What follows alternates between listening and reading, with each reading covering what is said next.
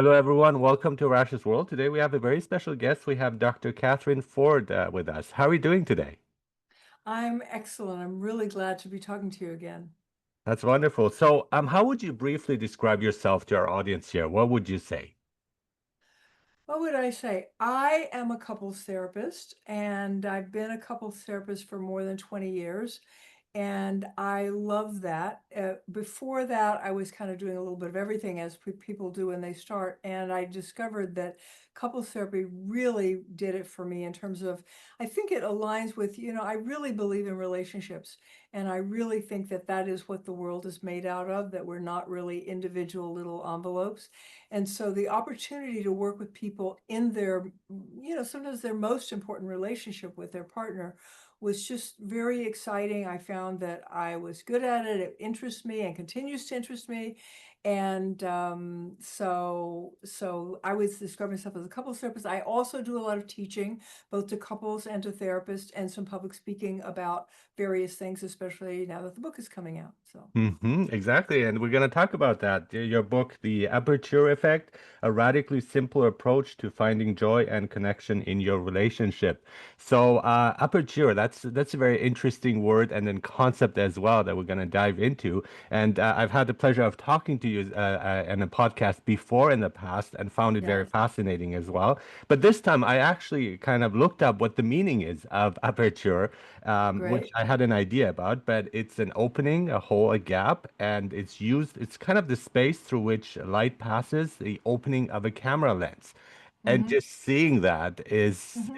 is wonderful. So I appreciate it even more. But Great. what is it? What would you say, especially in relation to relationships? And Yeah. I think relationships are the spice of life. I mean, that's the that's why we're alive, I think, to be with others in different Right. forms and formats, of course. Right. But yeah, how does that fit in, and how can we benefit from this effect that you're talking about? Yeah, yeah.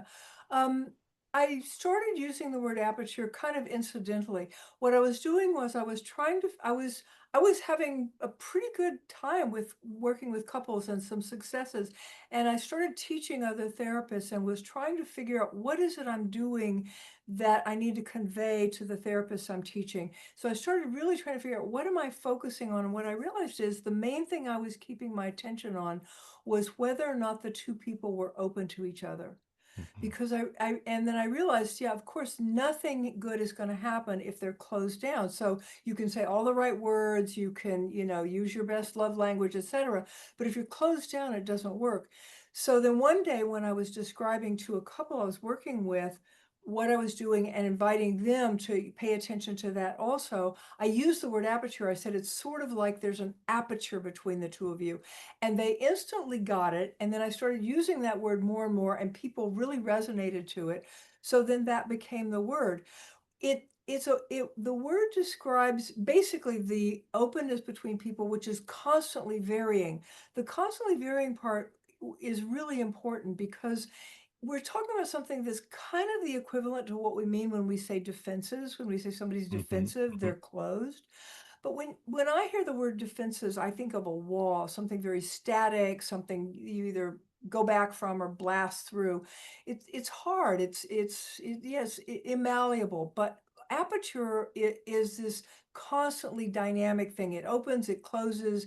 You can work with it, and so that's what aperture is. It's my constantly varying openness to being in connection with another person.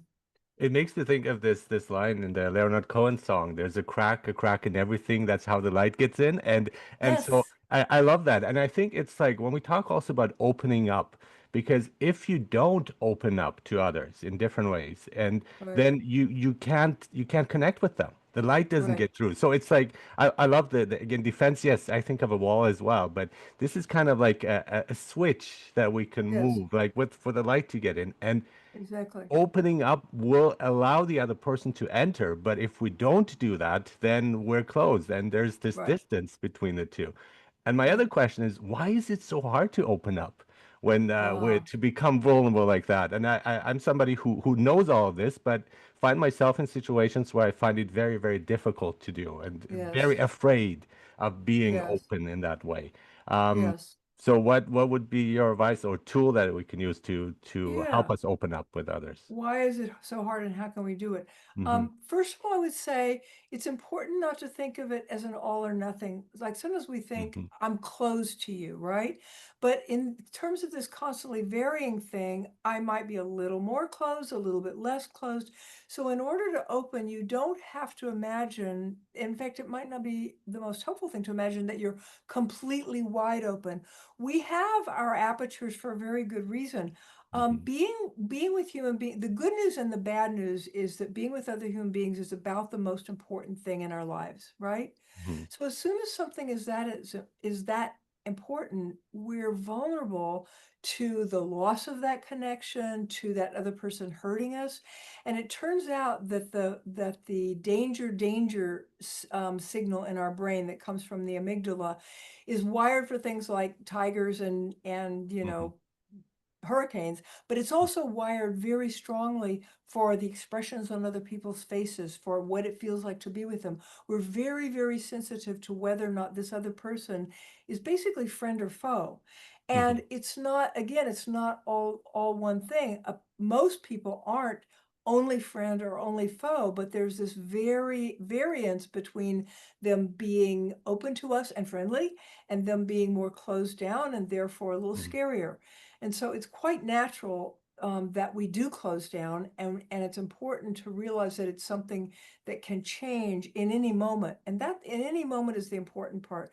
People often fail to see that the place that they have the leverage to change their relationship is right now. And that's a basic principle of, mindfulness is right now is really all we've got. And so if you want to change your relationship, it's an in the moment kind of action. And so then getting back to your question of, well, so Hmm. then how do we open up? Yeah. The most important answer to that, the first answer is how do you get the other person to open is opening up yourself. Yeah. Now, that's an easy answer, but a hard thing to do. How do you open yourself? Part of it is checking in with the other person. Part of it is letting the other person know sometimes, look, this conversation makes me kind of nervous.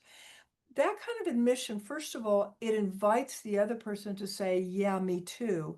At which Yeah. point everybody kind of calms down a little bit, everybody opens up a little bit more. The It's like, defenses are oh, down a little bit, right? Yeah. exactly. It's like you've kind of normal, Yeah.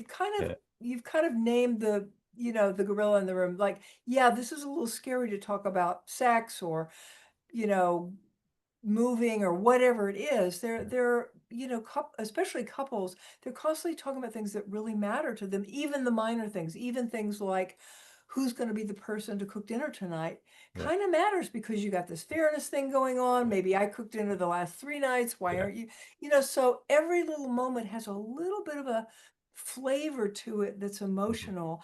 And if we can learn that that's natural, that it's going to be there, and not to feel like it's not supposed to be there, like we are going to feel things, and Hmm. getting comfortable with having feelings, and then learning to, you know, again, know that it's not like you have to bare your soul to just open a little bit. And if you open a little bit and then the other person responds by opening a little bit, then you've got something going on where you're both starting to be more open, and then things get a little easier.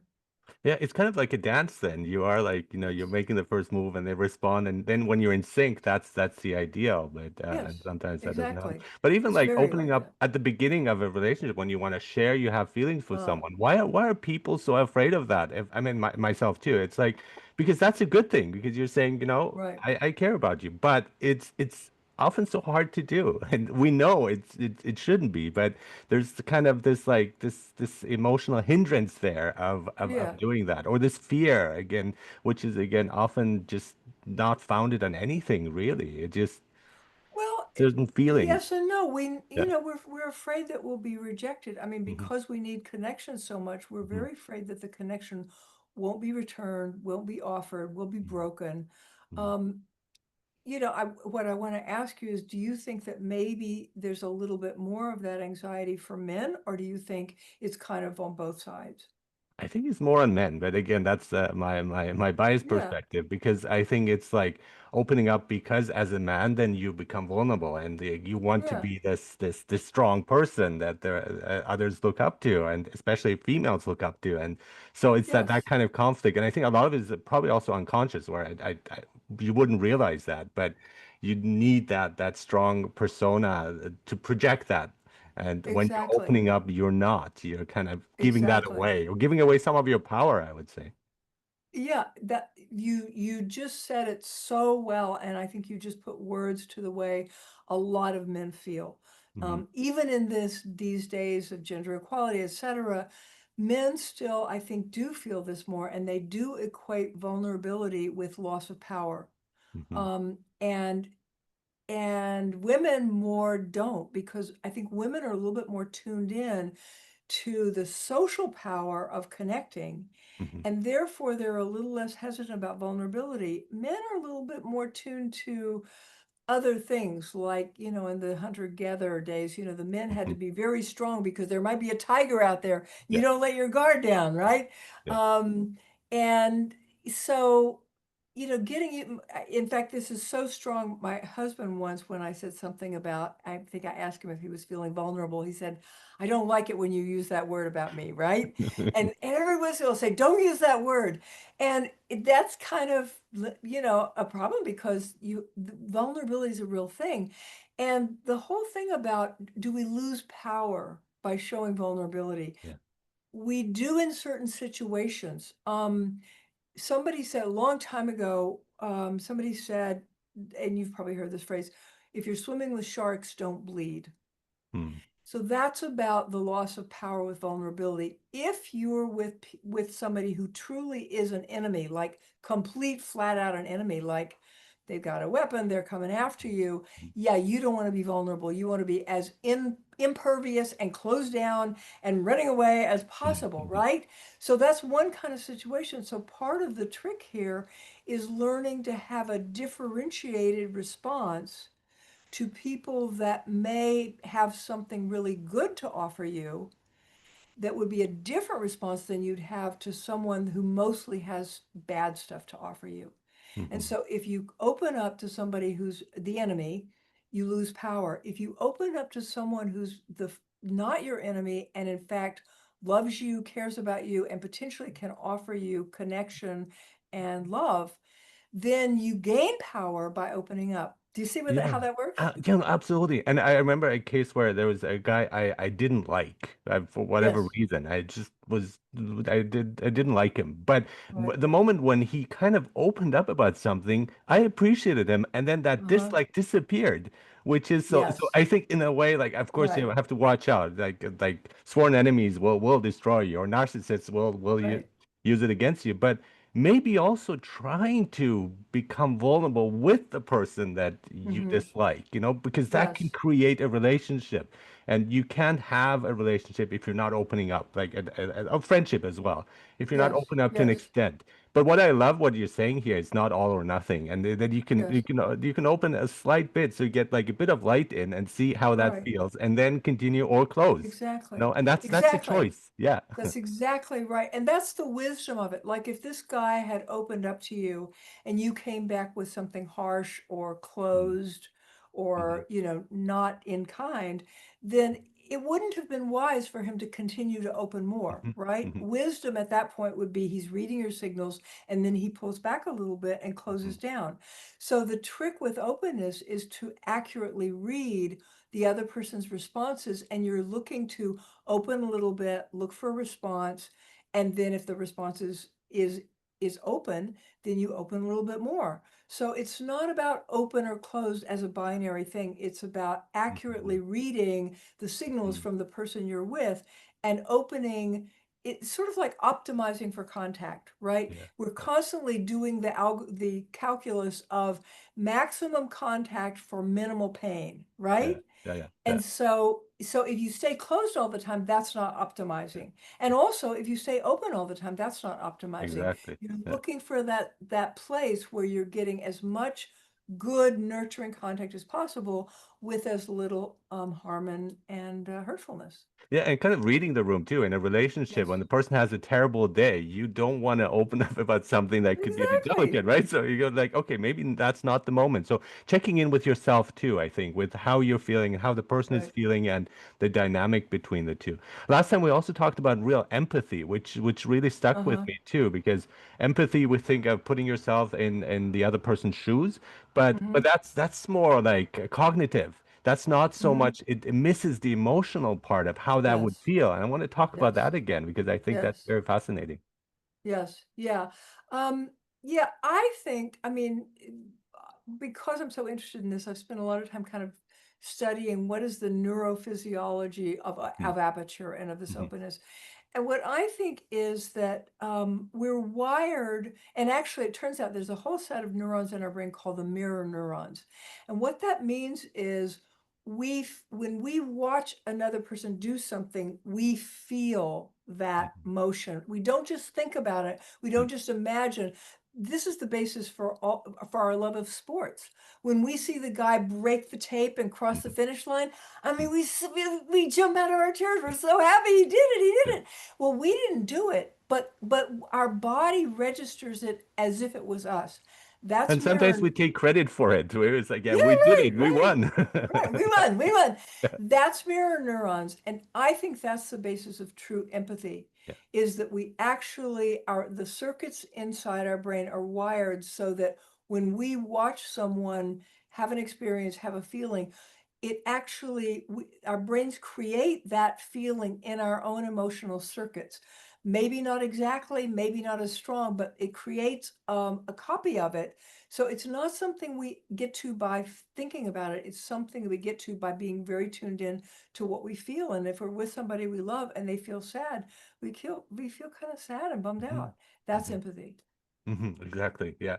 And so it kind of gets me to like your this aperture awareness is an Hmm. integration of various things well, three things that we have here: Right. mindfulness, as well as psychology and neuroscience, which you talked a little bit Yes. about as well. But Right. I want to know also how mindfulness fits in. I talked a lot Hmm. about mindfulness and on my podcast here, but also maybe also a difference between mindfulness meditation because I have different views about Hmm. those two and how that fits Yeah. into the whole awareness of Yeah. aperture. Mhm, Good. Mindfulness is a word that, as you know, more and more people are talking about, more and more people have some idea of what that means. mhm, And yes, it's linked to meditation in the sense that a lot of people cultivate mindfulness by doing formal meditation, sitting on a cushion, getting very quiet, ringing a bell, etc. That's a really good thing to do, but you don't have to do that to be mindful. I have one client who said, I've tried. I had sent him some mindfulness meditations. He said, I've tried to do them. They don't really do it for me. And then he described this experience of being at the gym and starting to really tune into his body and getting very aware of how he was actually feeling as he was doing these various workouts. mhm, And I said, well, that's mindfulness. And he said, oh, I said, you don't have to sit on the cushion. You don't want to sit on the cushion? Don't sit on the cushion. Mindfulness means we try to be in the present moment. Now, the present moment, if you really tune into it, has all kinds of things in it. They come and go. We're sensations, perceptions, thoughts, yeah, quiet, everything. So mindfulness means coming into what's happening right now. And then there's attention. And aperture awareness is putting attention on a very specific thing in the present moment. And the thing you're putting attention on is your own openness and the feeling of that, which is a felt sensation. Most people, when I say, are you open right now? They know what I mean. And they kind of tune yeah, in. They go, yeah, half open, right? yeah, So aperture awareness is putting your mindfulness in the present moment on your own openness and then also on the openness of whoever you're talking to. And because of the mirror neurons, we can feel that yeah. also. So we're already wired to do this. We just have to know what it is, what it's good for, like why it's important to tune into it, and then we can start to pay more attention to it. Yeah, I 100% agree. The difference between mindfulness and meditation, you said it beautifully. That's exactly it. And I prefer mindfulness because then you are like I take walks and I'm in nature Right. and I'm Yes. aware and I that's a moment where I'm really in the present moment. I don't think about the past. I'm not worried about the future. It's like this is it. Right. This is the moment. Right. Right. But again, going back to something we mentioned about gender differences too. I mean, as a guy, and this is a tendency I have, is I listen to the words and I take them for everything. Whereas Mm. the emotions that are sometimes Yes. in conflict, in opposition to those words, Right. I don't read them or I don't pay much attention to them. Right. And that Right. that causes issues and problems You're and so misunderstanding. right. You know, if you think about it, when we're in a conversation, I think of it like multiple soundtracks. Hmm. And the soundtrack we most pay attention to is the content. And we're Hmm. almost always following the content, trying to figure out what's the action item, what's the problem to solve. All that's about content. And then simultaneously, our emotional system is going through all these changes. Our aperture is opening and closing. The birds are singing outside. There are multiple soundtracks going on while you're having a conversation, and we Hmm. usually focus down to the content. In order to pay attention to aperture, we kind of have to learn to prioritize that. And the signal that, I mean, of course, we're going to follow the content. The signal that we have about when to shift from content to noticing feelings and aperture is when you get that funny feeling of, uh-oh, something's not going well here. Hmm. If everything seems fine, then it's fine to follow the content and you can talk about who's going to cook dinner and what you're going to have and all that. But if you get that funny feeling and if you learn to pay attention to that signal of, uh-oh, this isn't going so well, that's the moment you want to shift to aperture awareness and you want to ask yourself, what am I feeling right now? Am I closing down? Does the other person seem to be closing down? Are we closing down together? And then if so, well, what do I need to do about that? So yeah, you can train yourself Hmm. to be able to flip back and forth between Hmm. focus on content and Hmm. focus on aperture and feelings. Hmm. And not to take every word too personally or too seriously at times, Hmm. because when you're Hmm. aggravated or you're angry, you say stuff that you don't mean. And I think Yes. it's that in that sense of like, yes, the content is important, but like not giving it too much importance in that context when you Right. say, Right. okay, this is coming out of anger. This is not coming out of Yes. an openness or honesty. And to give the person the benefit of the doubt or some credit for that situation too. I think that's Uh-huh. important.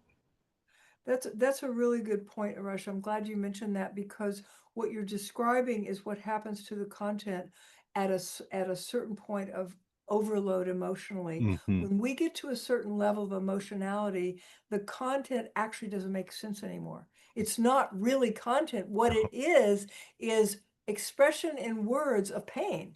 You Yeah. know, so you're saying, I can't stand it that you didn't Yeah. park your car right. What you're Yeah. really saying is, I'm in terrible distress right now. I don't Yeah. know what to do, right? But that's a vulnerable way of saying it. And we often, men especially, don't say it vulnerably. We say it aggressively. Yeah. And so at that point, it's not really content. It sounds like content, but it really isn't content. It's an expression of emotionality. Once we learn that, we can be a little bit more direct. We can say things like, you know, right now, I just don't like this conversation. I don't feel good about it. And I'm afraid I'm going to say the wrong thing. I don't know what to do. What should we do? Mhm. Mhm. There you've invited teamwork, you've signaled a little bit of vulnerability, you've signaled that you don't know what to do, and you've also said it's not about the content right now, it's about how I feel about this conversation. And Mhm. that helps the other person shift to, oh right, something's not good here. Mhm. And then you can work together to figure out, okay, what do we need to do to make this a better conversation? And that fits in with also active listening. And I think one of the problems for active listening, or because when we're actually not listening in some Right. cases, we are also predicting what the person will say, and then we also have all these emotions attached to what they're Yes. saying. And at that point, we already lost the whole conversation because we're just Right. focused too much on our own responses instead of like again, as you're saying, being in the present moment and actually listening. What is the person Mm-hmm. saying, and Mm-hmm. what's the background? Again, the different levels. I Right. like how you're saying that. What's the emotion that's trying to come through, Yes. or what is it based on as well? Yes. Yeah. Yes. Yeah, exactly. Exactly. So Um, for the listening part, is that again mindfulness would help us to really attune to the whole range, the words, the content, the emotions, and so on? Is that something that would help us to be in sync with the other person? Yeah, and yes, and let's talk about what else you put with that to make it Hmm. work. Hmm. Yeah. So there are a couple of things about that help with listening. One is to recognize the difference between a conversation where you're simply deciding who's right Hmm. versus a dialogue. Yeah. Far too many of our conversations are, I'm listening to you to see, do I agree with you or not? And are you right? Hmm. And that's a very small filter. That's a very small agenda. Like, Yeah. how in the world would I reduce a human being's speech to me down to do I agree or not? For goodness sakes. So dialogue means it's no longer, nobody owns anything in the Hmm. conversation. You Hmm. mutually own the conversation. What I mean by dialogue is a conversation that's three things. It's collaborative, it's about learning as opposed to knowing, and it's about emphasizing the effect on the relationship. So in a true dialogue, the most important thing that you're paying attention to is how's our relationship doing? And Hmm. how's this conversation affecting our relationship? When you make that shift, it's a lot easier to listen because you're no longer just listening for agree or not agree. You've kind of expanded your awareness to what's this person really saying and how can I work with that and what do I want to add into it. The other thing about listening, of course, is to slow down. Hmm. Too often we think that if we don't have something to say right away after they stop, Yeah. then something's wrong with us, and that definitely leads to this thing of thinking we know what they're saying before they actually say Yeah. it, Yeah. because we're trying to get ready to Uh-huh. jump off the starting blocks, right? As if it's a race somewhere. Yeah. And the biggest thing I think people can do to be able to have aperture awareness, to tune into the emotional soundtrack, is to learn to slow down Hmm. and to leave space and pauses. If you're really going to process, let's just say two channels, the content channel and the emotional channel, you're going to have to leave some time to do that. You can't do it instantaneously. And so when people develop a rhythm of I speak and then there's a pause and you speak and there's a pause, now they're really thinking while they're talking and they're Hmm. really Hmm. listening while they're Hmm. talking, even listening to yourself. I mean, Hmm. sometimes if you slow it down enough, you can actually hear things in your own speech that you go, wow, I didn't know I was going to say that, or why did I say it that way? And Yeah. you reflect on it in a Yeah. much richer way than when you're going so fast. Hmm. And just the theme of like being in the right, being the one who's correct and stuff. So I think this is something that we can work internally on ourselves because why is this? Because we think if we're wrong, then we lose face and that's it. Right, And so there's right. a negative connotation with that. But then when I think Yes. about it, it doesn't really matter. Like who cares? Uh-huh. There's Right, nothing at stake there. It's like and why? right. Why should that matter to me? But there Yeah. is that things that we need to work on ourselves, I think, to Yes. get to that. And once you get to that, then you don't really care. And it's like, yeah, okay, well, I'm wrong, I'm Yes. right. I don't, doesn't matter either way. Right. It's really like focusing on the conversation and the relationship more than that filter that you're talking about, that tiny thing. And it Uh-huh. causes a lot of disruption, though. I mean, that's why it's so Yes. important to work on ourselves too. Right. What you're describing when you say work on yourself and you're describing, I would say you're describing having learned an override to your neurological default. Hmm. So Hmm. part of why we want to be right is neurologically we're wired for that. The brain wants to reassure itself that it's got the right idea so that it can move ahead. And this again comes from the days of hunter-gatherer, etc. Hmm. So some things were laid down very early and they're still in there, and they cause us to prefer certain things like being right. Knowing about the things that we're kind of hardwired for can help us to create software overrides, Hmm. if Yeah, you I like will. that. Yeah. And so you've just described learning how to not go with your instinct to want to be right, to kind of put that off to the side and Hmm. feature something else instead. And that's entirely possible. And it's really important that people understand that the neurological preference is there. It's Hmm. not about they had a bad childhood or they're a bad person or whatever. Just we're wired for certain things that actually don't serve us very well in our relationships. That's one of them. And then And we creating can that learn new to override. pathway, creating that new pathway, and the new pathway Exactly. is more rewarding and it feels good. So then Exactly. you automatically shift towards that with some practice and so on. Yeah. Exactly. Yeah. Exactly. That's Yes, awesome. exactly. Yeah. Yeah. And so I want to also ask one more question because in your book you say, can people really change on your website? Mm-hmm. That's the question. And you say, no, Mm-hmm. it's about how do people change? And I Mm-hmm. like that because again, a can people change is really kind of a limited way of seeing it. It's all or Mm-hmm. nothing. Whereas Right. like, how can we get there? How can we make people Right. change? So what would be a potential answer to that? How do people change? Right. And I think some of we talked about here as well. Again, you talked Right. about the neuroscience and mindfulness. What else could we add to that? How people could change? Good. Part of why I feature that question, and you're right, I do, is that I think that the starting place for real change is to understand that there are certain conditions that help you change and certain conditions that don't. And so starting to work with yourself and your partner to Mhm, create the right conditions for change is what you need to do. And sometimes people get very discouraged and they conclude that change isn't possible because they've been trying for a certain change. Often, actually, what we mean is they've been trying to get their partner to change for a while mhm, and they're not, and they're unaware that the conditions they've created are not the right conditions for change, so they're doing the wrong experiment.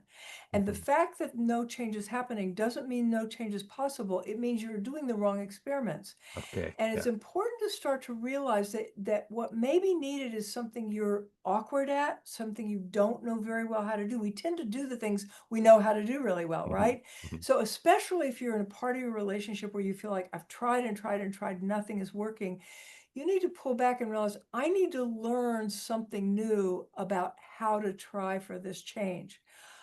Very often, one of the keys is there's a very interesting relationship between acceptance and change. mhm, People sometimes think of those as the opposite. I either accept you as you are or I mhm, ask you to change. Again, mhm. the polarity is not useful. Yeah. Actually, it's sort of like in yoga. If you want to work with a certain pose and help yourself get stronger in it, the starting place is to accept where you are right now. Mhm, And that allows you to move toward the change with the right level of aggression, with the right level of energy, mhm, not too much because you don't want to injure yourself, and mhm, not too little because you do want to make progress. mhm, So that's an example of a kind of thing you can start to learn about, that accepting what is right now, not being so angry like your partner never cooks dinner, right? Like if you're too angry about that, that does not encourage anybody to change. mhm, But if you can accept, okay, this is where we are right now. Right now, I always cook dinner, he doesn't, and that's kind of where we are. What do we need to, and then the other piece that I was about to invoke is teamwork. mhm, One of the most important conditions for change in couples is become a team about it. mhm, Talk enough to recognize what it is that you each want and the connection between those things. Often, something that I want in the relationship is very linked to something you want. And if we discover that connection and we decide to work together, okay, we're going to work together to mhm, change this pattern. Like maybe to go to my example of the dinner, maybe what your partner wants is for you not to be so grumpy in the evening when the dishes are done, and he wants to sit down with you and have a nice visit, right? So he wants you not to be so grumpy. You want him to help with dinner and dishes better, right? Those things are very linked, but each of you may not have realized how linked they are until you really start to look at it. mhm, Then you realize, okay, we've got a common goal. I need to be less tired after dinner. And in order to do that, I need you to help more. And you need me to be less tired and more available for just a friendly conversation. And the teamwork, I would say, maybe is the most important part of the right conditions for change are find out how to do good teamwork around it. It's so mhm, much easier and it goes so much better. And then also accept that you are who you are today. And that doesn't mean part of accepting people for who they are is remembering part of who we are as human beings is we are built for change. The Mhm. brain is built to constantly be absorbing new information and changing in response to that. So we're not at all built to not change. We're built for a certain amount of stability. Obviously, we have to put our Mhm. socks on every morning, Mhm. but we're also built for a great deal of change. And so part of accepting, I mean, even talk about self-acceptance, part of accepting who I am is this is who I am today. And who do I want to be tomorrow? And that's completely possible. Let me figure out the right conditions for shifting to that next place I want to be. Yeah, and we're changing physically too. I mean, that's something that happens to our body, Also, and so also with our mind and our spirit. And I think yes, that's an important part too. yes, Thank you so exactly. much, Dr. Kathryn Ford. As always, it's just such a pleasure talking to you. It's enlightening. It's like it feels also for me as I learned so much just from this conversation as well, and the kind of therapy session for me as well. So this is wonderful. Well, And I want everyone to know, so you're a couple therapist, psychiatrist, and author, and you're author of the book, The Aperture Effect, a radically yes, simple approach to finding joy and connection in your relationship. Thank you for your awesome work. And yeah, it's great. Do you want such to a see the pleasure book? having you. Yes, Want to see the let's see book? it. Yeah. So, I so this. just happened, as I told you earlier, happen to have the copy. So this is what the book looks like when you go on Amazon or wherever you buy your books. Mhm. And yeah, basically, I wrote the book to try to put everything I had learned about couples changing into a book so that people who are not in therapy can pick up the book. And there's a lot of exercises in there so that it's kind of a do-it-yourself therapy. And that if it works the way I want it to, that's what it is. I'm sure it will. Thank you so much. Thank you, Arash.